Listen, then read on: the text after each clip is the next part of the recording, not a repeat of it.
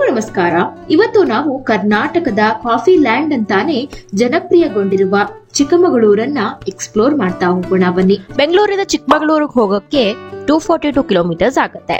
ಹಾಗೆ ಮೈಸೂರಿಂದ ಹೋಗ್ತಾ ಇದ್ದೀರಾ ಅಂದ್ರೆ ನೀವು 173 ಕಿಲೋಮೀಟರ್ಸ್ ಆಗುತ್ತೆ. ನಂತರ ಬೇಲೂರಿಂದ ಏನಾದ್ರೂ ನೀವು ಚಿಕ್ಕಮಗಳೂರು ಟ್ರಾವೆಲ್ ಮಾಡ್ತಾ ಇದ್ದೀರಾ ಅಂದ್ರೆ ಕೇವಲ 26 ಕಿಲೋಮೀಟರ್ಗಳಲ್ಲಿ ನಿಮ್ಗೆ ಸಿಗತ್ತೆ. ಈ ಜಾಗ ಅಂತೂ ನಮ್ಮ ಕರ್ನಾಟಕದ ಅತ್ಯಂತ ಸುಂದರವಾದ ಗಿರಿಧಾಮಗಳಲ್ಲಿ ಒಂದು ಮತ್ತು ಇಲ್ಲಿ ಅನೇಕ ಜಲಧಾರೆಗಳನ್ನ ನಾವು ನೋಡಬಹುದು. ಹಾಗೆ ಸಮೃದ್ಧವಾಗಿ ಬೆಳೆದ ಕಾಫಿ ತೋಟಗಳನ್ನು ಇಲ್ಲಿ ನಾವು ಕಣ್ತುಂಬಿಸ್ಕೊಳ್ಬಹುದು. ಚಿಕ್ಕಮಗಳೂರಿಗೆ ಬಸ್ ಫೆಸಿಲಿಟೀಸ್ ಇದೆ, ಹಾಗೆ ಟ್ರೈನ್ ಕೂಡ ಇಲ್ಲಿಗೆ ಹೋಗುತ್ತೆ ಮತ್ತು ನಿಮ್ಗೆ ಓನ್ ಆಗಿ ವೆಹಿಕಲ್ ಇದೆ ಅಂದ್ರೆ ಅದರಿಂದ ಸಹ ನೀವು ಇಲ್ಲಿಗೆ ಟ್ರಾವೆಲ್ ಮಾಡಬಹುದು. ಈಗ ನಾನು ಈ ವಿಡಿಯೋನಲ್ಲಿ ಚಿಕ್ಕಮಗಳೂರಿನ ಕಂಪ್ಲೀಟ್ ಟ್ರಾವೆಲ್ ಪ್ಲಾನ್ ನಿಮ್ಗೆ ಹೇಳ್ತಾ ಹೋಗ್ತೀನಿ. ಇದರಲ್ಲಿ ಯಾವ್ಯಾವ ಪ್ಲೇಸಸ್ ಅನ್ನ ನೀವು ವಿಸಿಟ್ ಮಾಡಬಹುದು, ಹಾಗೆ ಯಾವ ಹೋಟೆಲ್ಗಳಲ್ಲಿ ನೀವು ಊಟ ಮಾಡ್ಕೋಬಹುದು ಮತ್ತು ನೀವು ಎಲ್ಲಿ ಸ್ಟೇ ಮಾಡಬಹುದು ಅಂತ ಸಹ ಹೇಳ್ತಾ ಹೋಗ್ತೀನಿ. ದೇವಿರಮ್ಮ ದೇವಸ್ಥಾನ. ಚಿಕ್ಕಮಗಳೂರಿನ ಜನರಂತೂ ಈ ದೇವಿಯನ್ನ ತುಂಬಾನೇ ನಂಬ್ತಾರೆ. ಹಾಗೆ ಈ ತಾಯಿ ವರ್ಷಕ್ಕೆ ಒಂದು ಬಾರಿ ಮಾತ್ರ, ಅಂದ್ರೆ ಅದು ದೀಪಾವಳಿಯ ಮೊದಲನೇ ದಿನ ನರಕ ಚತುರ್ದಶಿಯ ದಿನದಂದು ಈ ದೇವಿ ಬೆಟ್ಟದ ಮೇಲೆ ತನ್ನ ಭಕ್ತಾದಿಗಳಿಗೆಲ್ಲ ದರ್ಶನವನ್ನ ನೀಡ್ತಾಳೆ. ಹಾಗೆ ಈ ದೇವಾಲಯಕ್ಕಂತೂ ಸುಮಾರು 800 ವರ್ಷಗಳ ಇತಿಹಾಸನೇ ಇದೆ. ಈ ತಾಯಿ ಚಿಕ್ಕಮಗಳೂರಿನ ಮಲ್ಲೇನಹಳ್ಳಿ ಗ್ರಾಮದಲ್ಲಿ ನೆಲೆಸಿರೋದು. ಚಿಕ್ಕಮಗಳೂರಿಗೆ ಹೋದಾಗ ಈ ದೇವಾಲಯನ ನಾವು ನೋಡಬಹುದು.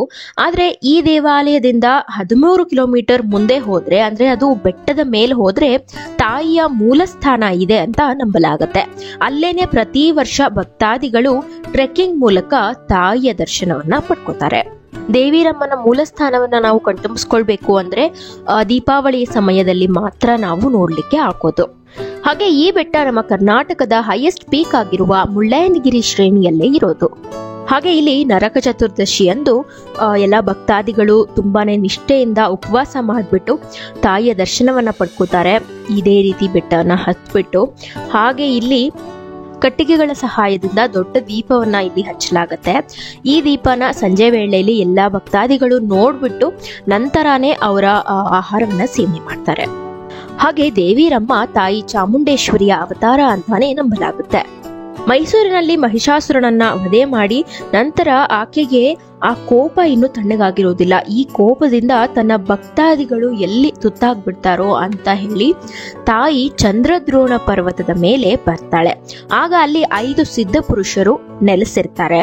ಆಗ ಅವಳು ಕೇಳ್ಕೊಳ್ತಾಳೆ, ಇಲ್ಲಿ ನನಗೆ ನೆಲೆಸಲು ಒಂದು ಜಾಗ ಬೇಕು, ಇಲ್ಲಿ ನಾನು ನೆಲೆಸ್ತೀನಿ ಅಂತ. ಆದ್ರೆ ಅವರು ಪುರುಷರಾಗಿದ್ರಿಂದ ಅವರು ಇಲ್ಲೇ ಪಕ್ಕದಲ್ಲಿ ಒಂದು ಬೆಟ್ಟ ಇದೆ, ಅಲ್ಲಿ ಹೋಗಿ ನೆಲೆಸು ಅಂತ ಹೇಳ್ತಾರೆ. ಸೊ ಆಕೆ ಅಲ್ಲಿ ಹೋಗಿ ನೆಲೆಸಿದಾಳೆ ಅಂತ ನಂಬಲಾಗತ್ತೆ. ಹಾಗೆ ಇಲ್ಲಿ ದೀಪಾವಳಿಯ ಮಾರನೇ ದಿನ ತಾಯಿ ಗಾಳಿಯ ರೂಪದಲ್ಲಿ ಗರ್ಭಗುಡಿಯಲ್ಲಿರುವ ಪರದೆಗಳನ್ನೆಲ್ಲ ಸರಿಸ್ಬಿಟ್ಟು ತನ್ನ ಭಕ್ತಾದಿಗಳಿಗೆ ಒಂದು ದರ್ಶನವನ್ನ ನೀಡ್ತಾಳೆ ಅಂತ ನಂಬಲಾಗುತ್ತೆ.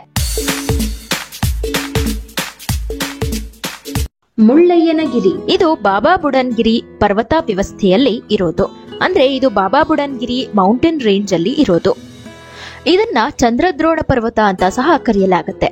ಯೂಶಲಿ ನಾವು ಹಿಲ್ ಸ್ಟೇಷನ್ಸ್ ಅನ್ನ ವಿಸಿಟ್ ಮಾಡಬೇಕು ಅಂದ್ರೆ ಪೋಸ್ಟ್ ಮಾನ್ಸೂನ್ ಸೀಸನ್ಸ್ ಅಲ್ಲಿ ಹೋಗೋದು ಬಹಳ ಉತ್ತಮ. ಯಾಕಂದ್ರೆ ಅವಾಗ ಹಸಿರು ತುಂಬಾ ಚೆನ್ನಾಗಿ ಕಾಣ್ತಾ ಇರುತ್ತೆ ಮತ್ತು ಕ್ಲೈಮೇಟ್ ಕೂಡ ನಮ್ಗೆ ಮ್ಯಾನೇಜಬಲ್ ಆಗಿ ಇರುತ್ತೆ. ಅದಕ್ಕೆ ನೀವು ಚಿಕ್ಕಮಗಳೂರನ್ನ ಸೆಪ್ಟೆಂಬರ್ ಟು ಡಿಸೆಂಬರ್ ಒಳಗಡೆ ವಿಸಿಟ್ ಮಾಡಿದ್ರೆ ನಿಮ್ಗೆ ತುಂಬಾನೇ ಸೀನಿಕ್ ವ್ಯೂಗಳು ಸಿಗ್ತವೆ. ಈ ಗಿರಿ ಅಂತೂ ನಮ್ಮ ಕರ್ನಾಟಕದ ಮೊದಲನೇ ಎತ್ತರವಾದ ಗಿರಿಯಾಗಿ ಹೆಸರುವಾಸಿಯಾಗಿದೆ. ಯಾಕಂದ್ರೆ ಇದರ ಎತ್ತರ ಒಂದು 1925 ಮೀಟರ್ಸ್. ಅದೇ ನಾವು ಇಡೀ ವೆಸ್ಟರ್ನ್ ಘಾಟ್ಸ್ ಅಲ್ಲೇ ಹೈಯೆಸ್ಟ್ ಪೀಕ್ ಅಂತ ನೋಡೋದಾದ್ರೆ ಅದು ಕೇರಳದ ಅನಮುಡಿ ಪೀಕ್. ನಿಮ್ಮ ಓನ್ ವೆಹಿಕಲ್ಸ್ ಅಲ್ಲಿ ನೀವು ಮುಳ್ಳಯ್ಯನಗಿರಿ ಪೀಕ್ ಹತ್ರ ಹೋಗ್ತಾ ಇದ್ದೀರಾ ಅಂದ್ರೆ ಅರ್ಧಕ್ಕರ್ಧ ನೀವು ಪೀಕ್ ಅನ್ನ ಕಂಪ್ಲೀಟ್ ಮಾಡಿರ್ತೀರಾ.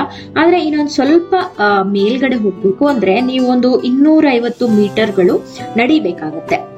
ಅಂದ್ರೆ ಒಂದು ಸಣ್ಣ ಟ್ರೆಕ್ ಮಾಡ್ಬೇಕು. ಹೋಗ್ತಾ 250 ಮೀಟರ್ ಇರುತ್ತೆ ಮತ್ತು ಬರ್ತಾ 250 ಮೀಟರು, ಅಂದ್ರೆ ಟೋಟಲ್ 500 ಮೀಟರ್ ಟ್ರೆಕ್ಕಿಂಗ್ ಆಗಿರುತ್ತೆ ಇದು. ನೀವು ಮುಳ್ಳಯ್ಯನಗಿರಿ ಪೀಕರ ರೀಚ್ ಆದ್ಮೇಲೆ ಅಲ್ಲಿ ನಿಮ್ಗೆ 900 ವರ್ಷಗಳ ಹಳೆಯದಾದ ಮುಳ್ಳಪ್ಪ ಸ್ವಾಮಿ ಮಠ ಸಿಗತ್ತೆ. ಈ ಮುಳ್ಳಪ್ಪ ಸ್ವಾಮಿ ಅನ್ನೋರು ಒಬ್ಬ ಮಹಾನ್ ತಪಸ್ವಿ.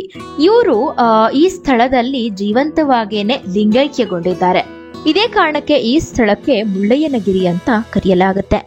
ಹಾಗೆ ಇಲ್ಲಿರುವ ಬಾಬಾ ಬುಡನ್ಗಿರಿಗೆ ಈ ಹೆಸರು ಹೇಗ್ ಸಿಕ್ತು ಅಂದ್ರೆ ಇದು ಸೂಫಿ ಸಂತರಾದ ಬಾಬಾ ಬುಡನ್ ಅವರಿದ್ದ. ಈ ಬಾಬಾ ಬುಡನ್ ಅನ್ನೋರು ಒಬ್ಬ ಮಹಾನ್ ಸೂಫಿ ಸಂತರು. ಬಾಬಾ ಬುಡನ್ಗಿರಿಯಲ್ಲಿರುವಂತಹ ಒಂದಷ್ಟು ಗುಹೆಗಳಲ್ಲಿ ಇವರು ವಾಸ ಮಾಡ್ತಿದ್ರಂತೆ. ಹಾಗೆ ಇವರು ತಮ್ಮ ಮೆಕ್ಕಾ ಯಾತ್ರೆಯಿಂದ ವಾಪಸ್ ತೆರಳುವಾಗ ಅರಬ್ ದೇಶದಿಂದ 7 ಕಾಫಿ ಬೀಜಗಳನ್ನ ತಂದು ಈ ಬಾಬಾ ಬುಡನ್ ಗಿರಿಯಲ್ಲಿ ನೆಟ್ಟಿದ್ರಂತೆ. ಇವರೇನೆ ನಮ್ಮ ಭಾರತಕ್ಕೆ ಕಾಫಿಯನ್ನ ಪರಿಚಯಿಸಿದಕ್ಕೋಸ್ಕರವಾಗಿ ಈ ಒಂದು ಚಂದ್ರದ್ರೋಣ ಪರ್ವತವನ್ನ ಬಾಬಾ ಬುಡನ್ ಗಿರಿ ಎಂದು ಮರುನಾಮಕರಣ ಮಾಡಿದ್ರು. ಬಾಬಾ ಬುಡನ್ ಗಿರಿಯ ಮೇಲೆ ಒಂದು ಗುಹೆ ಇದೆ. ಈ ಗುಹೆ ಒಳಗಡೆ ಗುರುದತ್ತಾತ್ರೇಯರು ತಮ್ಮ ತಪಸ್ಸನ್ನ ಆಚರಿಸ್ತಾ ಇದ್ರು ಅಂತ ನಂಬಲಾಗುತ್ತೆ. ಈ ಕಾರಣಕ್ಕಾಗಿನೇ ಹಿಂದೂಗಳು ಮತ್ತು ಮುಸಲ್ಮಾನರು ಈ ಸ್ಥಳ ತುಂಬಾನೇ ಪವಿತ್ರವಾದದ್ದು ಅಂತ ನಂಬ್ತಾರೆ. ಮುಳ್ಳಯ್ಯನಗಿರಿಯಲ್ಲಂತೂ ತುಂಬಾನೇ ಮೂವಿ ಶೂಟಿಂಗ್ಸ್ ಆಗ್ತಾ ಇರತ್ತೆ, ಹಾಗೆ ಪ್ರೈವೇಟ್ ಶೂಟಿಂಗ್ಸ್ ಕೂಡ ನಡೀತಾ ಇರತ್ತೆ. ಹಾಗೆ ನಮ್ಮ ವೆಸ್ಟರ್ನ್ ಘಾಟ್ಸ್ ನ ವಿಶೇಷತೆ ಏನು ಅಂದ್ರೆ ರಾಷ್ಟ್ರೀಯ ಉದ್ಯಾನವನಗಳು ಮತ್ತು ವನ್ಯಜೀವಿ ಅಭಯಾರಣ್ಯಗಳು ಸೇರಿದಂತೆ ಪಶ್ಚಿಮ ಘಟ್ಟಗಳನ್ನ ವಿಶ್ವ ಪರಂಪರೆಯ ತಾಣಗಳಾಗಿ ಗೊತ್ತು ಮಾಡಿದ್ದಾರೆ. ಅಂದ್ರೆ ಇದು ಯುನೆಸ್ಕೋದಲ್ಲೂ ಸಹ ಗೊತ್ತುಪಡಿಸಲಾಗಿದೆ.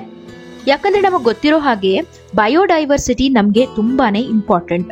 ಮಾನವರು ಸೇರಿದಂತೆ ಭೂಮಿಯ ಮೇಲಿನ ಎಲ್ಲಾ ಜೀವಿಗಳನ್ನ ಬೆಂಬಲಿಸುವ ಪ್ರಕ್ರಿಯೆಗಳಿಗೆ ಈ ಬಯೋಡೈವರ್ಸಿಟಿ ತುಂಬಾನೇ ಅವಶ್ಯಕವಾದದ್ದು.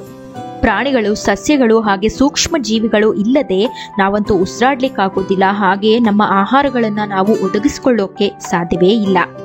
ಇದೇ ಕಾರಣಕ್ಕಾಗಿ ನಮ್ಮ ಭಾರತದಲ್ಲಿ ವೆಸ್ಟರ್ನ್ ಘಾಟ್ಸ್ ಇರೋದೇ ನಮ್ಮ ಹೆಮ್ಮೆಯಾಗಿದೆ. ಹಾಗೆ ನಿಮ್ಗೆ ಮುಳ್ಳಯ್ಯನಗಿರಿಗೆ ಹೋಗೋ ದಾರಿಲೇನೆ ಸೀತಾಳಯ್ಯನಗಿರಿ ಕೂಡ ಸಿಗುತ್ತೆ. ಇದು ಕೂಡ ಒಂದು ಟ್ರೆಕ್ಕಿಂಗ್ ಸ್ಪಾಟ್ ಆಗಿದೆ.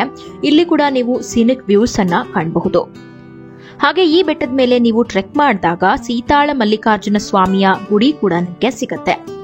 ಈ ಮುಳ್ಳಯ್ಯನಗಿರಿಲೇ ನೀವು 4 ಪ್ಲೇಸಸ್ ಅನ್ನ ಕವರ್ ಮಾಡ್ಬಿಡ್ತೀರಾ. ಮುಳ್ಳಯ್ಯನಗಿರಿ ಪೀಕ್ ನೋಡ್ತೀರಾ, ಹಾಗೆ ಬಾಬಾ ಬುಡನ್ ಗಿರಿ ನೋಡ್ತೀರಾ. ಇಲ್ಲೇ ಇರುವಂತಹ ದತ್ತಾತ್ರೇಯ ಪೀಠ ಕೂಡ ನೀವು ಕಣ್ತುಂಬಿಸ್ಕೊಳ್ತೀರಾ. ಹಾಗೆ ಸೀತಾಳಯ್ಯನಗಿರಿಯಲ್ಲಿರುವಂತಹ ಶಿವನ ದೇವಾಲಯ ಕೂಡ ನೀವು ನೋಡಬಹುದು. ಇದೆಲ್ಲ ಮುಗಿಸಾದ್ಮೇಲೆ ನಾವು ಮಾಣಿಕ್ಯಧರ ಫಾಲ್ಸ್ ಕಡೆಗೆ ಹೋಗ್ತೀವಿ. ಮಾಣಿಕ್ಯಧರ ಫಾಲ್ಸ್, ಇದನ್ನ ಮಾಣಿಕ್ಯಧರ ಅಂತಾನೆ ಯಾಕೆ ಕರೀತಾರೆ ಅಂದ್ರೆ ಇಲ್ಲಿರುವ ಜಲಧಾರೆ ನಮ್ಗೆ ನೋಡ್ಲಿಕ್ಕೆ ಮುತ್ತುಗಳ ಸರಮಾಲೆ ಇದ್ದ ಹಾಗೆ ಕಾಣತ್ತಂತೆ. ಅದಕ್ಕೆ ಇದನ್ನ ಮಾಣಿಕ್ಯಧರ ಫಾಲ್ಸ್ ಅಂತಾನೆ ಕರೆಯಲಾಗುತ್ತೆ. ಈ ಫಾಲ್ಸ್ ಅಂತೂ ನೀವು ಮುಳ್ಳಯ್ಯನಗಿರಿನ ನೋಡ್ಕೊಂಡು ವಾಪಸ್ ಬರ್ತಾ ಇರುವಾಗ ಸಿಗತ್ತೆ. ಪಾರ್ಕಿಂಗ್ ಸ್ಪೇಸ್ ಇರತ್ತೆ, ಅಲ್ಲೇ ಪಾರ್ಕಿಂಗ್ ಮಾಡ್ಬಿಟ್ಟು ಸ್ವಲ್ಪ ಒಳಗಡೆ ನಡ್ಕೊಂಡು ಹೋಗ್ಬೇಕಾಗತ್ತೆ. ಹಾಗೆ ಇಲ್ಲಿ ಹರಿತಾ ಇರುವಂತಹ ನೀರು ಯಾವುದು ಅಂತ ಸುಮಾರು ಜನರಿಗೆ ಅನ್ಸಿರುತ್ತೆ. ಇದು ಭದ್ರಾ ನದಿಯ ನೀರು ಅಂತ ಸುಮಾರು ಜನ ಅನ್ಕೊಂಡಿರ್ತಾರೆ. ಆದ್ರೆ ಇದು ಭದ್ರಾ ನದಿಯ ನೀರು ಅಲ್ಲ, ಇದು ಕೃಷ್ಣಾ ರಿವರ್ ಸಿಸ್ಟಮ್ ಇಂದ ಬರುವಂತಹ ನೀರು. ಇಲ್ಲಿ ಅಪ್ರಾಕ್ಸ್ ಅಂದ್ರೆ ಒಂದು 30 ಮಿನಿಟ್ಸ್ ಅನ್ನ ನಾವು ಟೈಮ್ ಸ್ಪೆಂಡ್ ಮಾಡ್ತೀವಿ. ನಂತರ ನಾವು ಇಲ್ಲಿಂದ ಝರಿ ಫಾಲ್ಸ್ಗೆ ಹೋಗ್ಬೇಕು.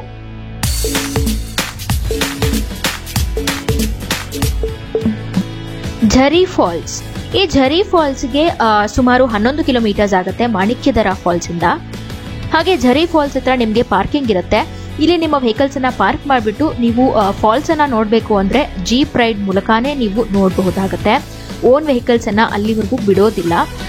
ಈ ಜೀಪ್ ರೈಡ್ ಮಾಡಬೇಕು ಅಂದ್ರೆ ಒಬ್ಬರಿಗೆ ಇಲ್ಲಿ 120 ರೂಪಾಯಿಂದ 150 ರೂಪಾಯಿ ಒಳಗಡೆ ಚಾರ್ಜ್ ಮಾಡ್ತಾರೆ. ಅಂದ್ರೆ ಒಂದು ಜೀಪ್ ಅಲ್ಲಿ ಸುಮಾರು 7 ರಿಂದ 8 ಜನನ ಇವರು ಕರ್ಕೊಂಡು ಹೋಗ್ತಾರೆ.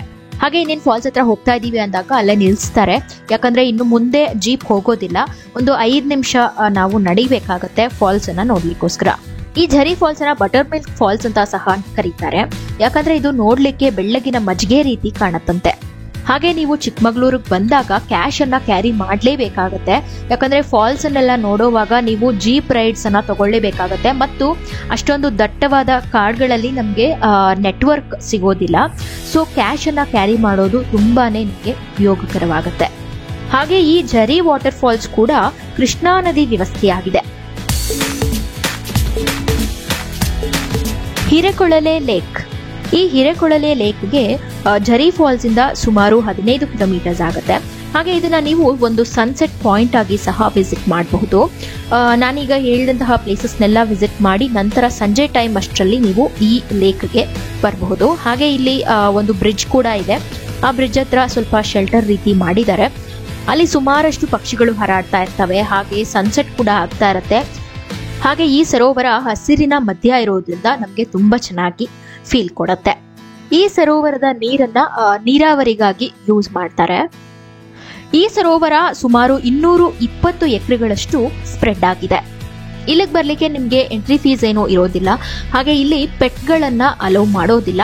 ಅಂದ್ರೆ ನೀವೇನಾದ್ರೂ ಪ್ರಾಣಿಗಳನ್ನ ಸಾಕೊಂಡಿದ್ರೆ ಅವುಗಳನ್ನ ಇಲ್ಲಿ ಕರ್ಕೊಂಡು ಬರ್ಲಿಕ್ಕೆ ಬಿಡೋದಿಲ್ಲ. ಮತ್ತು ಇಲ್ಲಿ ಬೋಟಿಂಗ್ ಫೆಸಿಲಿಟೀಸ್ ಏನೂ ಇಲ್ಲ. ಜಸ್ಟ್ ಇಲ್ಲಿ ನೀವು ಸನ್ಸೆಟ್ ಅನ್ನ ಕಣ್ತುಂಬಿಸ್ಕೊಳ್ಳಿಕ್ಕೆ ಬರಬಹುದು. ಮೊದಲನೇ ದಿನ ಇವಿಷ್ಟು ಪ್ಲೇಸಸ್ ಅನ್ನ ಕಂಪ್ಲೀಟ್ ಮಾಡಿ ಹಾಗೆ ಡಿನ್ನರ್ ಕೂಡ ಮುಗಿಸ್ಕೊಂಡು ನಿಮ್ಮ ರೂಮ್ಗೆ ವಾಪಸ್ ಹೋಗ್ಬೋದು.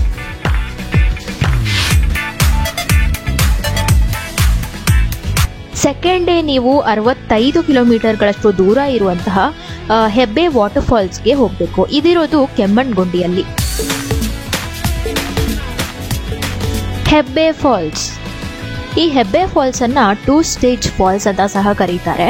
ಯಾಕಂದ್ರೆ ಇದು 2 ಸ್ಟೇಜ್ಗಳನ್ನ ದಾಟಿ ಬರೋ ರೀತಿ ಇರುತ್ತೆ ಈ ಒಂದು ಜಲಪಾತ. ಈ ಸ್ಟೇಜ್ಗಳನ್ನ ಚಿಕ್ಕ ಹೆಬ್ಬೆ ಮತ್ತು ದೊಡ್ಡ ಹೆಬ್ಬೆ ಅಂತ ಕರೆಯಲಾಗುತ್ತೆ. ದೂರದಿಂದ ನಮಗೆ ಈ ಸ್ಟೇಜ್ ಕಾಣುತ್ತೆ. ಹಾಗೆ ಇಲ್ಲಿ ಭದ್ರಾ ನದಿಯ ನೀರು ಹರಿತಾ ಇರೋದು. ಈ ಫಾಲ್ಸ್ ಅನ್ನ ನೋಡ್ಲಿಕ್ಕೆ ಒಂದು ಜೀಪ್ ರೈಡ್ ಅಂತೂ ತಗೊಳ್ಳೇಬೇಕಾಗತ್ತೆ. ಒಬ್ಬರಿಗೆ ಇಲ್ಲಿ 500 ರೂಪಾಯಿ ಚಾರ್ಜ್ ಮಾಡ್ತಾರೆ. ಫಾಲ್ಸ್ ವರ್ಗೂ ಒಂದು 40 to 45 ಮಿನಿಟ್ಸ್ ಆಗುತ್ತೆ ರೀಚ್ ಆಗ್ಲಿಕ್ಕೆ. ಅಲ್ಲಿಂದ ಸ್ವಲ್ಪ ದೂರ ನಡೆದ್ರೆ ನಮಗೆ ಫಾಲ್ಸ್ ಕಾಣಿಸುತ್ತೆ. ಈ ಫಾಲ್ಸ್ ಅಲ್ಲಿ ಟೈಮ್ ಸ್ಪೆಂಡ್ ಮಾಡಕ್ಕೆ ಸುಮಾರು 1.5 ಅವರ್ ಕೊಡ್ತಾರೆ. ಮತ್ತೆ ವಾಪಸ್ ಜೀಪ್ ಇರೋ ಜಾಗಕ್ಕೆ ನಾವು ಬರಬೇಕಾಗುತ್ತೆ. ಹಾಗೆ ಈ ಜೀಪಲ್ಲಿ ಹೋಗೋ ದಾರಿಲಿ ನಮಗೆ ಸುಮಾರಷ್ಟು ಕಾಫಿ ಪ್ಲಾಂಟೇಶನ್ಸ್ ಕಾಣುತ್ತೆ ಮತ್ತು ದಟ್ಟವಾದ ಕಾಡು ರೀತಿ ನಮಗೆ ಫೀಲ್ ಆಗ್ತಾ ಇರುತ್ತೆ. ಮತ್ತು ಆ ವೆದರ್ ಕೂಡ ಅಷ್ಟೇ ಚೆನ್ನಾಗಿರುತ್ತೆ. ಹಾಗೆ ವೈಲ್ಡ್ ಲೈಫ್ ಕೂಡ ನೀವು ಲಕ್ಕಿ ಇದ್ದರೆ ನೋಡಬಹುದು. ಅಂದರೆ ಇಲ್ಲಿ ಟೈಗರ್ಗಳು ಎಷ್ಟೊಂದು ಸ್ಪಾಟ್ ಆಗಿದ್ದಾವೆ ಅಂತ ಹೇಳ್ತಾರೆ. ಬಟ್ ತುಂಬ ರೇರು ಕಾಣಿಸೋದು ಹುಲಿ ನಮಗೆ. ಆದರೆ ಇಲ್ಲಿ ಸಾರಂಗನ ನಾವು ನೋಡಬಹುದು. ಸಾಂಬಾರ್ ಡಿಯರ್ ಅಂತಾರಲ್ವಾ, ಅವುಗಳು ಎಷ್ಟೊಂದು ಕಾಣ್ತಾ ಇರ್ತವೆ, ಅಲ್ಲಿ ನೋಡಬಹುದು ನಾವು.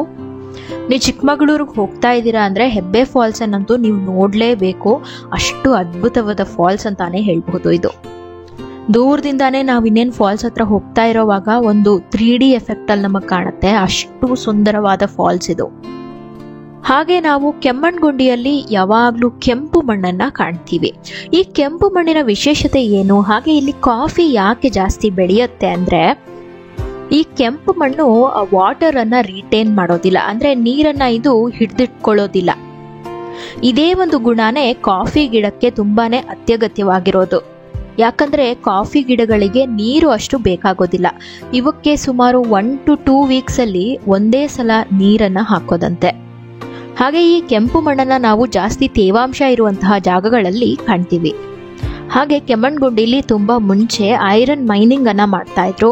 ಇದರಿಂದಾಗಿ ವೈಲ್ಡ್ ಲೈಫ್ಗೆ ತುಂಬಾನೇ ಹಾನಿ ಆಗ್ತಾ ಇತ್ತು ಮತ್ತು ಇದರಿಂದಾಗಿನೇ ಭೂಕುಸಿತಗಳು ಕೂಡ ಹೆಚ್ಚಾಗ್ತಿದ್ವು.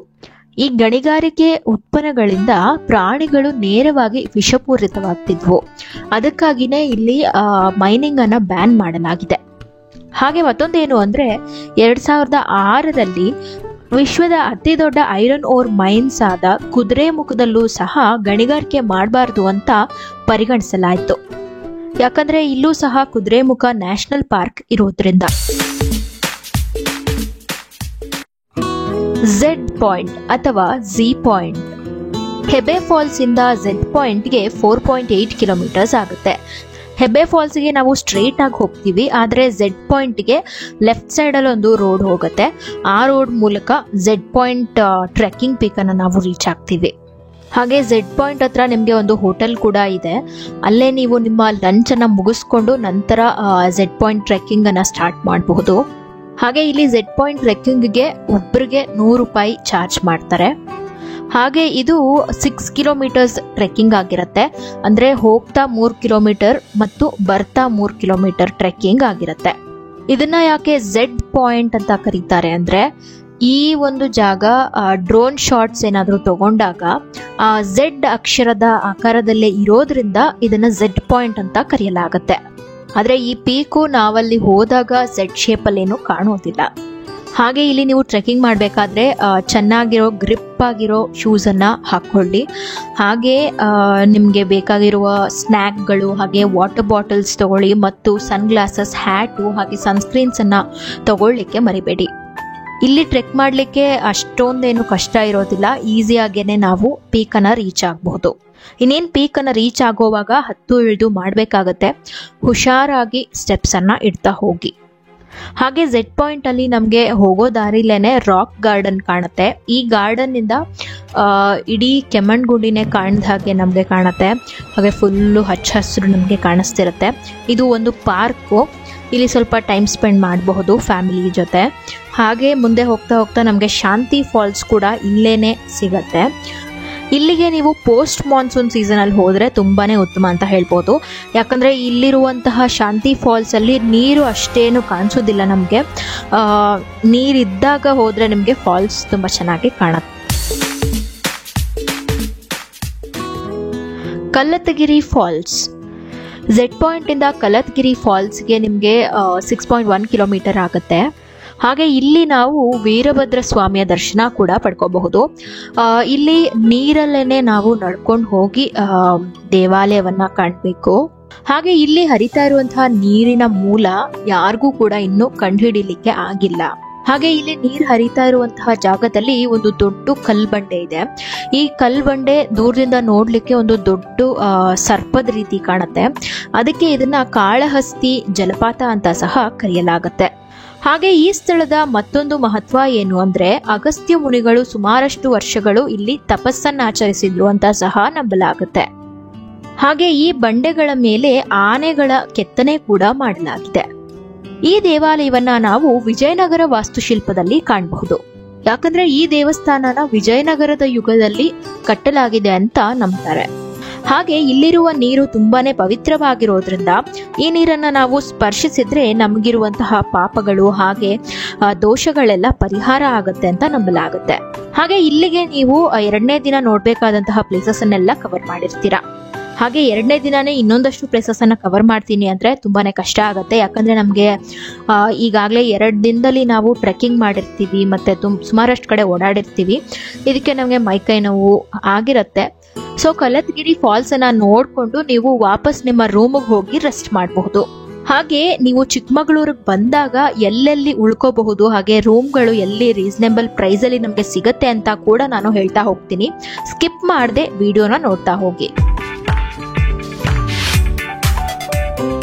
Bhadra wildlife sanctuary. ಚಿಕ್ಕಮಗಳೂರಿಂದ ಭದ್ರಾ ವೈಲ್ಡ್ ಲೈಫ್ಗೆ 114 ಕಿಲೋಮೀಟರ್ಗಳಷ್ಟಾಗುತ್ತೆ. ಇಲ್ಲಿನ ಟೈಮಿಂಗ್ಸ್ ನೋಡೋದಾದ್ರೆ ಬೆಳಗ್ಗೆ 6 ಗಂಟೆಯಿಂದ 9 ಗಂಟೆ, ನಂತರ ಸಂಜೆ 3 ಗಂಟೆಯಿಂದ 5 ಗಂಟೆ. ಅದಕ್ಕೆ ನೀವು 4:15 5 ಗಂಟೆ ಅಷ್ಟರಲ್ಲಿ ಚಿಕ್ಕಮಗಳೂರಿಂದ ಹೊರಟ್ಬಿಡ್ಬೇಕಾಗುತ್ತೆ. ಚಿಕ್ಕಮಗಳೂರಿಗೆ ಬಂದ್ರೆ ನೀವು ಭದ್ರಾ ವೈಲ್ಡ್ ಲೈಫ್ ಸ್ಯಾಂಕ್ಚುರಿನ ನೋಡ್ಲೇಬೇಕಾದಂತಹ ಒಂದು ಜಾಗ ಆಗಿದೆ. 1951ರಲ್ಲಿ ಈ ಭದ್ರಾ ವೈಲ್ಡ್ ಲೈಫ್ ಸ್ಯಾಂಕ್ಚುರಿನ Jagara valley wildlife sanctuary ಅಂತ ಕರೀತಾ ಇದ್ರು. ಯಾಕಂದ್ರೆ ಇಲ್ಲಿ ಜಗರ ಎಂಬ ಒಂದು ಮರ ಬೆಳೆಯುತ್ತೆ. ಹಾಗೆ ಇದು ಒಂದು ಪ್ರಸಿದ್ಧವಾದ ಟೀ ವುಡ್ ಆಗಿದೆ. ಇಲ್ಲೊಂದು ಮರ ಇದೆ, ಆ ಮರಕ್ಕಂತೂ 400 ವರ್ಷಗಳಾಗಿದೆಯಂತೆ. ಹಾಗೆ ಇಂತಹ ಮರಗಳು ಇಲ್ಲಿ ನಮ್ಗೆ ತುಂಬಾನೇ ಕಾಣ್ಲಿಕ್ಕೆ ಸಿಗುತ್ತೆ. ಅದಕ್ಕೆ ಈ ಒಂದು ಜಾಗವನ್ನ Jagara valley wildlife sanctuary ಅಂತಾನೆ ಕರೆಯಲಾಗ್ತಿತ್ತು. ಬಟ್ ಇದನ್ನ 1974ರಲ್ಲಿ ಭದ್ರಾ ವೈಲ್ಡ್ ಲೈಫ್ ಸ್ಯಾಂಕ್ಚುರಿ ಅಂತಾನೆ ಮರುನಾಮಕರಣ ಮಾಡಿದ್ರು. ಅದಾದ ನಂತರ 1999ರಲ್ಲಿ ಈ ವೈಲ್ಡ್ ಲೈಫ್ ಸ್ಯಾಂಕ್ಚುರಿನ ಪ್ರಾಜೆಕ್ಟ್ ಟೈಗರ್ ರಿಸರ್ವ್ ಎಂದು ಪರಿಗಣಿಸಲಾಯಿತು. ಇದನ್ನ ಒಂದು ಹುಲಿ ಸಂರಕ್ಷಣಾ ಕೇಂದ್ರವಾಗಿ ಮಾಡಲಾಯಿತು. ಅಟ್ ಪ್ರೆಸೆಂಟ್ 2023ನಲ್ಲಿ 33 ಹುಲಿಗಳು ವಾಸಿಸ್ತಾ ಇದಾವೆ ಅಂತ ಹೇಳಲಾಗುತ್ತೆ. ಅರಣ್ಯಗಳನ್ನ biggest factories in the world ಅಂತ ಕರೆದ್ರೆ ಅಲ್ಲಿರೋ ಗಿಡ ಮರಗಳನ್ನ ಮಷೀನ್ಸ್ ಅಂತ ಕರಿಬಹುದು. ಯಾಕಂದ್ರೆ ಫ್ರೀಯಾಗಿ ಉಸಿರಾಡುವ ಗಾಳಿನ ಇದು ಉತ್ಪಾದಿಸ್ಕೊಡತ್ತೆ, ನದಿಗಳನ್ನ ಉತ್ಪಾದಿಸ್ಕೊಡತ್ತೆ, ಹಾಗೆ ಮಳೆಯನ್ನು ಸಹ ಉತ್ಪಾದಿಸ್ಕೊಡತ್ತೆ. ಈ ಮಳೆಯಿಂದ ನಾವು ನಮ್ಮ ಆಹಾರವನ್ನ ಉತ್ಪಾದಿಸ್ಕೊಳ್ತೀವಿ. ಅದಕ್ಕೆ ಯಾವಾಗ್ಲೂ ನಾವು ಅರಣ್ಯಗಳನ್ನ ಸಂರಕ್ಷಿಸಬೇಕು ಮತ್ತು ಗಿಡ ಮರಗಳನ್ನ ಉಳಿಸ್ತಾ ಬೆಳೆಸ್ತಾ ಹೋಗ್ಬೇಕು. ಹಾಗೆ ಇಲ್ಲಿ ವೆಹಿಕಲ್ ಪಾರ್ಕಿಂಗ್ ಅಂತ 50 ರೂಪೀಸ್ ಚಾರ್ಜ್ ತಗೋತಾರೆ. ನಂತರ ನೀವು DSLR ಕ್ಯಾಮ್ರಾ ಏನಾದ್ರು ತಗೊಂಡು ಹೋಗ್ಬೇಕು, ಫೋಟೋಸ್ ಕ್ಲಿಕ್ ಮಾಡಬೇಕು ಅಂದ್ರೆ ಒಂದು ಟ್ರಿಪ್ಗೆ ನಿಮಗೆ 200 ರೂಪೀಸ್ ಚಾರ್ಜ್ ಮಾಡ್ತಾರೆ. ಹಾಗೆ ಇಲ್ಲಿ ನೀವು ಜೀಪ್ಗಳ ಮೂಲಕ ಹೋಗಬಹುದು ಮತ್ತು ಬಸ್ ಮೂಲಕ ಸಹ ಹೋಗಬಹುದು. ಬಟ್ ಜೀಪಲ್ಲಿ ಹೋಗೋದು ಬೆಸ್ಟ್ ಅಂತಾನೆ ಹೇಳ್ಬಹುದು. ಯಾಕಂದ್ರೆ ಇನ್ನು ಚೆನ್ನಾಗಿ ನಮಗೆ ಕ್ಲಿಯರ್ ಆಗಿ ಕಾಣಿಸ್ತಾ ಹೋಗುತ್ತೆ ಇಡೀ ವೈಲ್ಡ್ ಲೈಫು. ಜೀಪಲ್ಲಿ ಹೋಗ್ತಾ ಇದ್ದೀರಾ ನೀವು ಅಂದ್ರೆ ಒಬ್ಬರಿಗೆ 600 ರೂಪಾಯಿ ಚಾರ್ಜ್ ಮಾಡ್ತಾರೆ. ಹಾಗೆ ಈ ಸ್ಯಾಂಕ್ಚುರಿ ಸುಮಾರು 247 ಎಕರೆಗಳಷ್ಟು ವಿಸ್ತಾರವಾಗಿ ಇದೆ. ಇದು ಶಿವಮೊಗ್ಗ ಮತ್ತು ಚಿಕ್ಕಮಗಳೂರು ಡಿಸ್ಟ್ರಿಕ್ಟ್ಗಳಲ್ಲಿ ವಿಸ್ತಾರಗೊಂಡಿದೆ. ಹಲ್ಮಿಡಿ ಈ ಸ್ಥಳ ಅಂತೂ ನಮ್ಮ ಕನ್ನಡ ಭಾಷೆಯನ್ನ ಎತ್ತಿ ಹಿಡಿಯುವಂತಹ ಜಾಗ ಅಂತಾನೆ ಹೇಳಬಹುದು. ಅದಕ್ಕೆ ನಾವೆಲ್ಲ ಕನ್ನಡಿಗರು ಈ ಸ್ಥಳಕ್ಕೆ ಒಮ್ಮೆಯಾದರೂ ಭೇಟಿ ನೀಡಬೇಕು. ಭದ್ರಾ ವೈಲ್ಡ್ ಲೈಫ್ ಸ್ಯಾಂಚುರಿಯಿಂದ ಹಲ್ಮಿಡಿಗೆ 100 ಕಿಲೋಮೀಟರ್ಗಳಷ್ಟು ಆಗುತ್ತೆ. ಹಲ್ಮಿಡಿ ಎಂಬ ಸ್ಥಳ ಹಾಸನ ಜಿಲ್ಲೆಯಲ್ಲಿ ಇರೋದು. ಇಲ್ಲಿ ನಾವು ಕನ್ನಡದ ಮೊದಲನೇ ಲಿಪಿಯಾದ ಹಲ್ಮಿಡಿ ಶಾಸನವನ್ನ ಕಾಣಬಹುದು. ಕ್ರಿಸ್ತಶಕ 450ರಿಂದ 500 ಒಳಗಡೆ ಕನ್ನಡ ಲಿಪಿ ರಚಿಸಲ್ಪಟ್ಟಿದ್ದು ಅಂತ ಹೇಳಲಾಗುತ್ತೆ. ಹಾಗೆ ಇದನ್ನೇ ಕನ್ನಡದ ಮೊದಲ ಶಾಸನ ಎಂದು ಸಹ ಘೋಷಿಸಲಾಯಿತು. ಹಾಗೆ ಈ ಶಾಸನವನ್ನ 1936ರಲ್ಲಿ ಡಾಕ್ಟರ್ MH ಕೃಷ್ಣ ಎಂಬುವವರಿಂದ ಸಂಶೋಧಿಸಲ್ಪಟ್ಟಿತ್ತು. ಇದು 16 ಸಾಲುಗಳನ್ನು ಹೊಂದಿದ್ದು ಮರಳು ಶಿಲ್ಪದ ಮೇಲೆ ಕೆತ್ತಲ್ಪಟ್ಟಿದೆ. ಇದು ಹಳಗನ್ನಡ ಮತ್ತು ಬ್ರಾಹ್ಮಿ ಲಿಪಿಗಳನ್ನು ಹೋಲುವಂತಹ ಕನ್ನಡ ಲಿಪಿಯಲ್ಲಿದೆ. ಕದಂಬ ವಂಶದ ಕಾಕುಸ್ಥ ವರ್ಮ ಬರೆಸಿದ ದತ್ತ ಶಾಸನ ಇದಾಗಿದೆ. ಇದನ್ನ ನೋಡ್ಲಿಕ್ಕೆ ಅಪ್ರಾಕ್ಸಿಮೇಟ್ಲಿ 30 ನಿಮಿಷ ಬೇಕಾಗುತ್ತೆ. ದ್ವಾರಸಮುದ್ರ ಹಳೇಬೀಡು ಹಲ್ಮಿಡಿಯಿಂದ ಸುಮಾರು 27 ಕಿಲೋಮೀಟರ್ಸ್ ಆಗುತ್ತೆ ನಿಮಗೆ ಹಳೇಬೀಡಿಗೆ ರೀಚ್ ಆಗ್ಲಿಕ್ಕೆ. ನಮ್ಮ ಕರ್ನಾಟಕದಲ್ಲಂತೂ ಒಟ್ಟು 92 ಹೊಯ್ಸಳರ ದೇವಾಲಯಗಳು ಇವೆ. ಅದರಲ್ಲಿ ತುಂಬಾನೇ ಪ್ರಸಿದ್ಧಗೊಂಡಿರುವ ದೇವಾಲಯಗಳು ಅಂದ್ರೆ ಅದು ಬೇಲೂರು, ಹಳೇಬೀಡು ಹಾಗೆ ಸೋಮನಾಥಪುರ. ಹಳೇಬೀಡು ದೇವಾಲಯವನ್ನ 1121ರಲ್ಲಿ ರಾಜ ವಿಷ್ಣುವರ್ಧನನ ಮಿನಿಸ್ಟರ್ ಆಗಿದ್ದ ಕೇತುಮಲ್ಲ ಕಟ್ಟಿಸಿದ್ದು. ಇದನ್ನ ರಾಜ ರಾಣಿಯ ಒಂದು ನೆನಪಿಗಾಗಿ ಕಟ್ಟಿಸಲಾಗುತ್ತೆ. ಹಾಗೆ ಈ ಕೇತುಮಲ್ಲ ಮಹಾನ್ ಶಿವ ಭಕ್ತನಾಗಿದ್ದ. ಇಲ್ಲಿ ನಮಗೆ 2 ಶಿವಲಿಂಗಗಳು ನೋಡ್ಲಿಕ್ಕೆ ಸಿಗ್ತವೆ. ಒಂದು ರಾಣಿಯ ನೆನಪಿಗಾಗಿ, ಮತ್ತೊಂದು ರಾಜನ ನೆನಪಿಗಾಗಿ. ರಾಣಿಗೋಸ್ಕರ ಇಲ್ಲಿ ಶಾಂತಲೇಶ್ವರನನ್ನ ನಾವು ಕಾಣಬಹುದು. ಹಾಗೆ ರಾಜನಿಗೋಸ್ಕರ ಹೊಯ್ಸಳೇಶ್ವರ ದೇವಾಲಯವನ್ನ ನಾವು ಕಾಣಬಹುದು. ಇದು ಒಂದೇ ದೇವಾಲಯ, ಆದರೆ ಇದರ ಒಳಗಡೆ 2 ದೇವಾಲಯಗಳನ್ನ ನಾವು ಕಾಣಬಹುದು. ಹೊಯ್ಸಳರು ಸಾಮಾನ್ಯವಾಗಿ ದೇವಾಲಯಗಳಲ್ಲಿ ಕೂಟಗಳನ್ನ ನಿರ್ಮಿಸ್ತಾರೆ. ಬೇಲೂರಲ್ಲಿ ನೋಡೋದಾದ್ರೆ ಅದು ಏಕಕೂಟ, ಅದು ಒಂದೇ ದೇವಸ್ಥಾನ. ಮತ್ತು ಇಲ್ಲಿ ಹಳೇಬೀಡಲ್ಲಿ 2 ದೇವಾಲಯಗಳು ಒಂದೇ ದೇವಸ್ಥಾನದಲ್ಲಿ ಇರೋದು, ಇದು ದ್ವಿಕೂಟ. ಹಾಗೆ ನಾವು ಸೋಮನಾಥಪುರಕ್ಕೆ ಹೋದ್ರೆ ಅಲ್ಲಿ ಒಂದೇ ದೇವಸ್ಥಾನದಲ್ಲಿ 3 ಕೂಟಗಳು ಇರ್ತವೆ. ಅದನ್ನ ತ್ರಿಕೂಟ ಅಂತ ಕರೆಯಲಾಗತ್ತೆ. ಈ ಹಳೇಬೀಡು ದೇವಾಲಯವನ್ನ ಕಟ್ಟಲಿಕ್ಕೆ ಸುಮಾರು 190 ವರ್ಷಗಳೇ ಬೇಕಾದ್ವಂತೆ. ಆದ್ರೂ ಸಹ ಇಲ್ಲಿ ಒಂದಷ್ಟು ಕೆಲಸಗಳು ಹಾಗೆ ಅರ್ಧಕ್ಕೆ ನಿಂತಿದೆ, ಅದನ್ನ ಕಂಪ್ಲೀಟ್ ಮಾಡ್ಲಿಕ್ಕೆ ಆಗಿಲ್ಲ. ಅದು ಯಾಕೆ ಅಂದ್ರೆ ಅಲಾವುದ್ದೀನ್ ಖಿಲ್ಜಿ ಅವರ ದಂಡನಾಯಕನಾಗಿದ್ದ ಮಲಿಕ್ ಕಾಫೂರ್ ಇಂದ ಈ ದೇವಾಲಯಕ್ಕೆ ದಾಳಿಯಾಗಿತ್ತು. ನಾವು ಇವಾಗೆಲ್ಲ ಬ್ಯಾಂಕ್ಗಳಲ್ಲಿ ಚಿನ್ನಾನ ಇಡ್ತೀವಿ, ಸೇಫ್ಟಿ ಇರತ್ತೆ ಅಂತ. ಆದ್ರೆ ಆಗಿನ ಕಾಲದಲ್ಲಿ ದೇವಾಲಯಗಳಲ್ಲಿ ಚಿನ್ನಾನ ಇಡ್ತಾ ಇದ್ರು. ಅಂದ್ರೆ ಅಲ್ಲಿ ವಿಗ್ರಹಗಳಿರುತ್ತಲ್ಲ, ಅದರ ಕೆಳಗಡೆ ಚಿನ್ನಾನ ಮರೆ ಮಾಡಿ ಇಡ್ತಾ ಇದ್ರು. ಇದು ಹೇಗೋ ನಮ್ಮ ಶತ್ರುಗಳಿಗೆ ಗೊತ್ತಾಗ್ತಿತ್ತು. ಇದನ್ನ ದೋಚ್ಕೋಬೇಕು ಅಂತ ಹೇಳಿ ಅಲ್ಲಿದ್ದ ವಿಗ್ರಹಗಳನ್ನೆಲ್ಲ ಭಗ್ನಗೊಳಿಸ್ತಾ ಇದ್ರು. ಹಾಗೆ ಇಲ್ಲಿ ಎಷ್ಟೋ ಕೆತ್ತನೆಗಳೆಲ್ಲ ಹಾಳಾಗಿವೆ. ಶತ್ರುಗಳಂತೂ ಈ ಇಡೀ ಊರಿನ ಮೇಲೆ ದಾಳಿ ಮಾಡಿದ್ರು. ಅದಕ್ಕಾಗಿ ಆಗ ಇದಕ್ಕೆ ಹಾಳಾದ ಬೀಡು ಎಂಬ ಹೆಸರು ಬಂದಿತ್ತು. ಹಾಳಾದ ಬೀಡು ಅಂದ್ರೆ ಹಾಳಾಗಿರುವಂತಹ ಒಂದು ಊರು ಅಂತ. ಆದ್ರೆ ನಂತರದ ದಿನಗಳಲ್ಲಿ ಇದು ಹಳೇಬೀಡಾಗಿ ಕರೆಯಲ್ಪಟ್ಟಿದೆ. ಈ ಹಳೇಬೀಡು ಹೊಯ್ಸಳರ ರಾಜಧಾನಿಯಾಗಿತ್ತು, ಅಂದ್ರೆ ಅವರ ಕ್ಯಾಪಿಟಲ್ ಆಗಿತ್ತು ಇದು. ಅದಕ್ಕೇನೆ ಈ ಸ್ಥಳದ ಮೇಲೆ ತುಂಬಾನೇ ದಾಳಿಗಳು ನಡೆದಿರೋದು. ಹಾಗೆ ಈ ದೇವಾಲಯದ ಎದುರುಗಡೆ ಒಂದು ಕೆರೆ ಇದೆ. ಇದು ಸುಮಾರು 800 ಎಕರೆಗಳಷ್ಟು ವಿಸ್ತಾರವಾಗಿದೆ. ಈ ಕೆರೆ ಫುಲ್ಲು ಕಂಪ್ಲೀಟ್ ಆಗಿ ತುಂಬಿಕೊಂಡಾಗ ನೋಡ್ಲಿಕ್ಕೆ ಸಮುದ್ರದ ರೀತಿನೇ ಕಾಣತ್ತಂತೆ. ಹಾಗೆ ಇದು ಈ ಒಂದು ಊರಿನ ಎಂಟ್ರೆನ್ಸ್ ಅಲ್ಲೇ ಇದೆಯಂತೆ. ಆ ಕಾರಣಕ್ಕಾಗಿನೇ ಈ ಒಂದು ಸ್ಥಳವನ್ನ ದ್ವಾರ ಸಮುದ್ರ ಅಂತ ಕರೀತಾ ಇದ್ರಂತೆ. ಹಾಗೆ ಈಗಲೂ ಸಹ ಇದನ್ನ ದ್ವಾರ ಸಮುದ್ರ ಅಂತಾನೆ ಕರೆಯಲಾಗತ್ತೆ. ಹಾಗೆ ಇಲ್ಲಿರುವ ದೇವಾಲಯ ಸೋಪ್ ಸ್ಟೋನ್ ಅಂದ್ರೆ ಬಳಪದ ಕಲ್ಲಿಂದ ನಿರ್ಮಾಣಗೊಂಡಿದೆ. ಈ ಬಳಪದ ಕಲ್ಲನ್ನ ಹಳೇಬೀಡಲ್ಲಿ ತಗೊಂಡಿದ್ರಂತೆ ಮತ್ತು ತುಮಕೂರಿಂದ ಸಹ ಬಳಪದ ಕಲ್ಲನ್ನ ಉಪಯೋಗಿಸ್ಕೊಂಡು ಈ ದೇವಾಲಯವನ್ನ ಕಟ್ಟಿದ್ದಾರೆ. ಭೂಮಿನ ಸ್ವಲ್ಪ ಅಗದಾಗ ನಮ್ಗೆ ಕೆಳಗಡೆ ಬಳಪದ ಕಲ್ಲು ಸಿಗತ್ತೆ. ಇದನ್ನ ನಾವು ಆಚೆ ತೆಗೆದಾಗ ತಕ್ಷಣಕ್ಕೆ ಅದು ಸೋಪ್ ರೀತಿನೇ ಇರುತ್ತೆ, ತುಂಬಾ ಮೆದುವಾಗಿರುತ್ತೆ. ಹಾಗೆ ಗಾಳಿಗೆ ಅದು ಎಕ್ಸ್ಪೋಸ್ ಆಗ್ತಾನೆ ಅದು ತುಂಬಾ ಗಟ್ಟಿ ಆಗ್ತಾ ಹೋಗತ್ತಂತೆ. ಹಾಗೆ ಈ ಕಲ್ಲುಗಳನ್ನ ಆನೆಗಳ ಸಹಾಯದಿಂದ ತುಮಕೂರಿಂದ ತರಿಸ್ಕೋತಾ ಇದ್ರಂತೆ.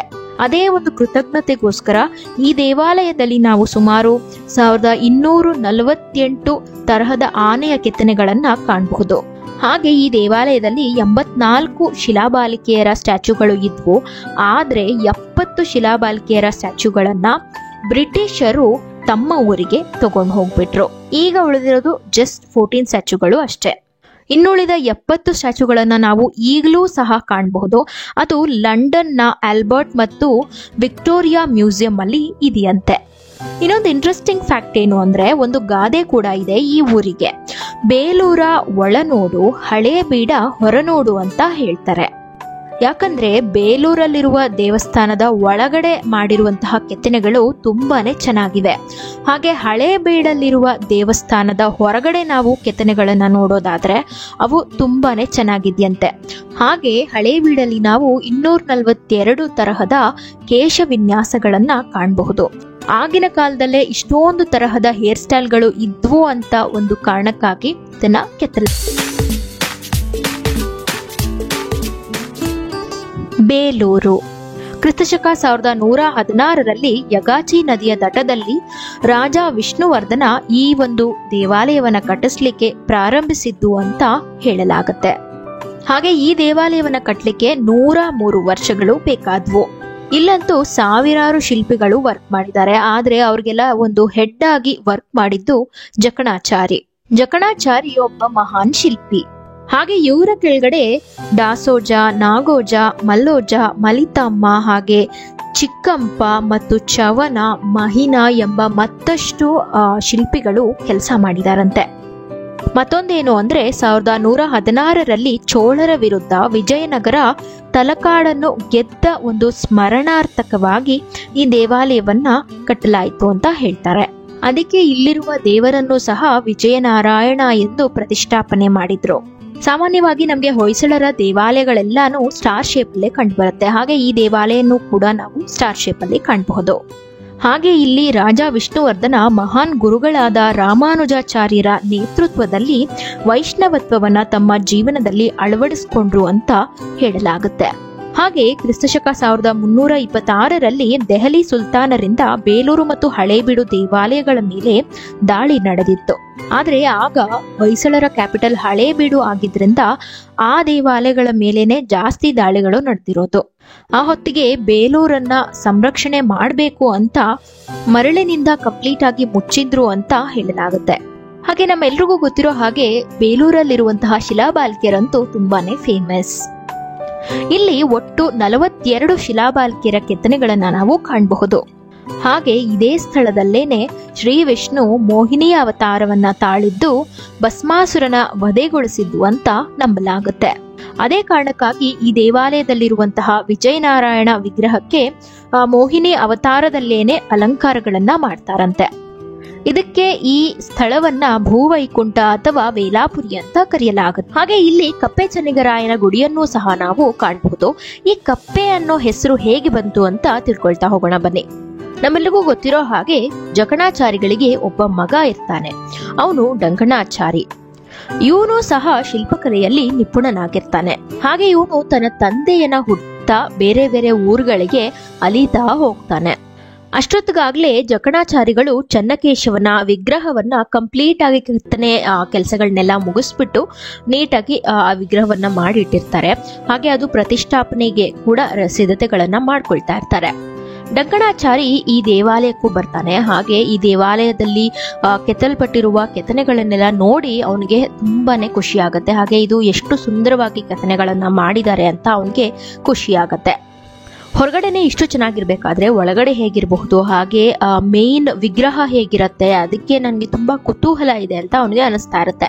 ಅವನು ಒಳಗಡೆ ಹೋಗಕ್ಕೆ ನೋಡ್ತಾನೆ. ಆದ್ರೆ ಅಲ್ಲಿರುವ ರಾಜಭಟರು ಬಿಡೋದಿಲ್ಲ. ಸೊ ಅವನು ಡೈರೆಕ್ಟ್ ಆಗಿ ರಾಜನನ್ನೇ ಕೇಳಕ್ ಹೋಗ್ತಾನೆ. ನಾನು ಒಳಗಡೆ ಇರುವ ವಿಗ್ರಹವನ್ನ ನೋಡ್ಬೇಕು, ಜಸ್ಟ್ ನಾನು ನೋಡ್ಬಿಟ್ಟು ಹೋಗ್ಬಿಡ್ತೀನಿ ಅಂತ ಕೇಳ್ಕೊಳ್ತಾನೆ ರಾಜನನ್ನ. ಸೊ ರಾಜ ಇಷ್ಟೊಂದು ಕೇಳ್ಕೊತಾ ಇದ್ದಾನಲ್ಲ, ಇವನು ತೋರ್ಸೋಣ ಅನ್ಬಿಟ್ಟು ಹೋಗಿ ತೋರಿಸ್ತಾರೆ ವಿಗ್ರಹವನ್ನ.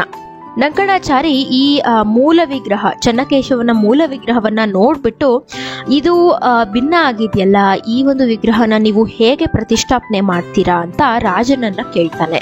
ಆಗ ರಾಜ ಹೀಗೆ ಆಗ್ಲಿಕ್ಕೆ ಚಾನ್ಸೇ ಇಲ್ಲ, ಹೀಗಾಗ್ಲಿಕ್ಕೆ ಆಗೋದೇ ಇಲ್ಲ ಅಂತ ವಾದಿಸ್ಲಿಕ್ಕೆ ಸ್ಟಾರ್ಟ್ ಮಾಡ್ತಾನೆ. ಅಷ್ಟೊತ್ತಿಗೆ ಜಕಣಾಚಾರಿಗಳು ಕೂಡ ಅಲ್ಲಿಗೆ ಬರ್ತಾರೆ. ಅವರು ಸ್ವಲ್ಪ ವಾದಗಳನ್ನ ಮಾಡ್ತಾರೆ. ಆದ್ರೆ ಕೊನೆಗೆ ಹೇಳ್ತಾರೆ, ಈ ವಿಗ್ರಹದಲ್ಲಿ ಭಿನ್ನ ಇದೆ ಅಂತ ನೀನು ಹೇಳ್ದೆ ಅಲ್ವಾ, ಸೊ ನೀನ್ ಅದನ್ನ ಪ್ರೂವ್ ಮಾಡಿದ್ರೆ ನಾನು ನನ್ನ ಬಲಗೈಯನ್ನ ಇಲ್ಲೇ ಕತ್ತರಿಸ್ಕೊಂಡ್ಬಿಡ್ತೀನಿ ಅಂತ ಹೇಳ್ತಾರೆ. ಸೊ ಡಂಕಣಾಚಾರಿ ಏನ್ ಮಾಡ್ತಾನೆ, ಅಲ್ಲಿದ್ದಂತಹ ಕೆಲಸಗಾರರನ್ನೆಲ್ಲಾನು ಕರೆದ್ಬಿಟ್ಟು ಈ ವಿಗ್ರಹಕ್ಕೆ ಕಂಪ್ಲೀಟ್ ಆಗಿ ಶ್ರೀಗಂಧದಿಂದ ಲೇಪನವನ್ನ ಮಾಡಿ ಅಂತ ಹೇಳ್ತಾನೆ. ಹಾಗೆ ಇದು ಆರ್ಲಿಕ್ಕೆ ಕಂಪ್ಲೀಟ್ ಆಗಿ ಒಂದಿನ ಬೇಕಾಗತ್ತೆ, ಸೊ ಅದನ್ನ ಬಿಟ್ಬಿಟ್ಟು ನಂತರ ಮಾರನೇ ದಿನ ನೋಡೋಣ ಅಂತ ಹೇಳ್ತಾನೆ. ಮಾರನೇ ದಿನಕ್ಕೆ ನೋಡಿದಾಗ ಆ ವಿಗ್ರಹ ಕಂಪ್ಲೀಟ್ ಆಗಿ ಒಣಗೋಗಿರುತ್ತೆ. ಆದ್ರೆ ನಾಭಿಯ ಭಾಗದಲ್ಲಿ ಮಾತ್ರ ಒಣಗಿರೋದಿಲ್ಲ, ಅಲ್ಲಿ ಮಾತ್ರ ತೇವಾಂಶ ಹಾಗೆ ಉಳ್ಕೊಂಡ್ಬಿಟ್ಟಿರುತ್ತೆ. ಯಾಕಂದ್ರೆ ಈ ಭಾಗದಲ್ಲಿ ಮರಳು, ನೀರು ಮತ್ತು ಕಪ್ಪೆ ಉಳ್ಕೊಂಡ್ಬಿಟ್ಟಿರುತ್ತೆ. ಹಾಗೇನೆ ಜಕಣಾಚಾರಿ ಕೆತ್ತನೆಯನ್ನ ಕಂಪ್ಲೀಟ್ ಮಾಡ್ಬಿಟ್ಟಿರ್ತಾನೆ. ಡಂಕಣಾಚಾರಿ ಈ ಭಾಗವನ್ನ ಹೊಡೆದಾಗ ಅಲ್ಲಿಂದ ಕಪ್ಪೆ ಆಚೆ ಬರುತ್ತೆ. ಇದೇ ಒಂದು ಕಾರಣಕ್ಕಾಗಿ ಈ ದೇವರನ್ನ ಕಪ್ಪೆ ಚನ್ನಿಗರಾಯ ಅಂತ ಕರೆಯಲಾಗತ್ತೆ. ಆಗ ಅಲ್ಲಿದ್ದ ರಾಜರು ತುಂಬಾನೇ ಆಶ್ಚರ್ಯಚಕಿತರಾಗ್ತಾರೆ. ಯಾಕಂದ್ರೆ ಇವನು ಕೆತ್ತನೆ ಮಾಡೋವಾಗ ಇಲ್ಲಿ ಇರ್ಲೂ ಇಲ್ಲ, ಅದ್ ಹೇಗೆ ಇವನು ಅಷ್ಟು ಸ್ಪಷ್ಟವಾಗಿ ಹೇಳ್ದ ಅಂತ ಇವನ ಕಲೆಯನ್ನ ನೋಡಿ ಅವರು ತುಂಬಾನೇ ಖುಷಿ ಪಡ್ತಾರೆ. ಸೊ ಅದಕ್ಕೆ ಇವನ ಹಿಸ್ಟ್ರಿಯನ್ನ ಕೇಳ್ತಾರೆ, ನೀನ್ ಎಲ್ಲಿಂದ ಬಂದಿದ್ಯಾ, ನಿಂದು ಯಾವ ಊರು ಅಂತ ಎಲ್ಲ. ಆಗ ಅವನು ತನ್ನ ತಂದೆಯನ್ನ ಹುಡ್ಕೊಳ್ತಾ ಬಂದಿದ್ದು ಅಂತ ಗೊತ್ತಾದಾಗ ಜಕಣಾಚಾರಿಗೆ ಇವನೇ ನನ್ನ ಮಗ ಅಂತ ಗೊತ್ತಾಗತ್ತೆ. ಆಗ ಇವರಿಬ್ರೂ ಸೇರ್ಕೊಂಡು ಮತ್ತೊಂದು ಚನ್ನಕೇಶವನ ವಿಗ್ರಹವನ್ನ ಕೆತ್ತನೆ ಮಾಡ್ಲಿಕ್ಕೆ ಸ್ಟಾರ್ಟ್ ಮಾಡ್ತಾರೆ. ಆಗ ಅವರ ತಂದೆಗೆ ಒಂದ್ ಕೈ ಇರೋದಿಲ್ಲ, ಆದ್ರೂ ಸಹ ಇಷ್ಟು ಅದ್ಭುತವಾದ ಶಿಲ್ಪಕಲೆಯನ್ನ ಇವರು ಮಾಡಿದ್ದಾರೆ. ಇದೆಲ್ಲ ಆದ ಸ್ವಲ್ಪ ದಿನಗಳ ನಂತರ ಜಕಣಾಚಾರಿಗಳ ಕನಸಲ್ಲಿ ಚನ್ನಕೇಶವ ಬಂದು, ನೀನು ನಿನ್ನ ಹುಟ್ಟೂರಲ್ಲಿ ಮತ್ತೊಂದು ಚನ್ನಕೇಶವನ ವಿಗ್ರಹವನ್ನ ಕೆತ್ತನೆ ಮಾಡಿದ್ರೆ ನಿನ್ನ ಹೋಗಿರುವ ಕೈ ಮತ್ತೆ ವಾಪಸ್ ಬರುತ್ತೆ ಅಂತ ಹೇಳ್ತಾನೆ. ಸೊ ಇದೆಲ್ಲಾ ವಿಷಯವನ್ನ ಜಕಣಾಚಾರಿಗಳು ರಾಜರಿಗೆ ಹೇಳ್ಬಿಟ್ಟು ತಮ್ಮ ಹುಟ್ಟೂರಿಗೆ ಹೋಗ್ತಾರೆ ತಮ್ಮ ಮಗನ ಜೊತೆ. ಅಲ್ಲಿಗೆ ಹೋಗಿ ಮತ್ತೊಂದು ಚನ್ನಕೇಶವನ ವಿಗ್ರಹವನ್ನ ಅವರು ಕೆತ್ತನೆ ಮಾಡ್ತಾರೆ. ಇದಂತೂ ಬಹಳ ಸುಂದರವಾದ ಕೆತ್ತನೆ ಅಂತಾನೆ ಹೆಸರುವಾಸಿಯಾಗಿದೆ. ಹಾಗೆ ಇಲ್ಲಿ ಕೆತ್ತನೆಯಾಗಿ ಪ್ರತಿಷ್ಠಾಪನೆ ಆದ ಕೂಡಲೇ ಅವನಿಗೆ ಹೋಗಿದ್ದ ಕೈ ಮತ್ತೆ ವಾಪಸ್ ಬಂದ್ಬಿಡುತ್ತೆ. ಆಗ್ಲಿಂದ ಈ ಸ್ಥಳಕ್ಕೆ ಕೈದಳ ಅಂತ ಹೆಸರು ಬಂತು. ದಳ ಅಂದ್ರೆ ಹಸ್ತ. ಹಾಗೆ ಈ ದೇವಾಲಯಕ್ಕೆ ಸುಮಾರು 109 ಶಾಸನಗಳು ಇದೆಯಂತೆ. ಈ ಶಾಸನಗಳಲ್ಲಿ ಇರುವಂತಹ ಇನ್ಫಾರ್ಮೇಶನ್ ಅನ್ನೇ ನಾವಿವಾಗೆಲ್ಲಾನು ಅರ್ಥೈಸ್ಕೊಳ್ತಾ ಹೋಗ್ತಾ ಇರೋದು.